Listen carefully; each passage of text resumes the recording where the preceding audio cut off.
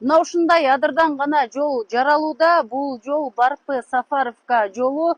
Жолдун узундугу 24 чакырымды түзөт. Учурда жумуш кызуу жүрүп жатат тилкеде. Эскерте кетсек, бул жол түндүк түштүк альтернативдик жолунун акыркы фазасы.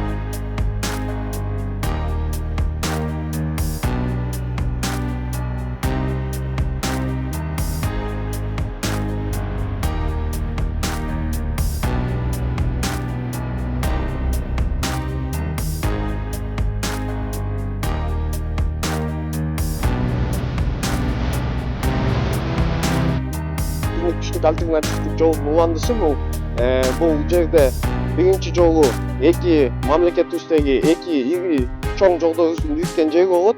Бишкек Ош жана альтернативдик түндүк түштүк жолунун бириккен жери. Бул түштүк жергесине аябай пайдалуу жол.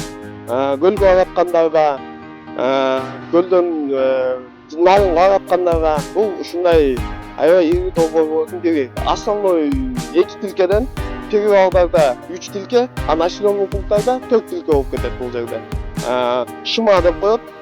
Бул жерде севернутка басылган технология боюнча, жаңы технология боюнча шыма технологиясы каралган бул жерде.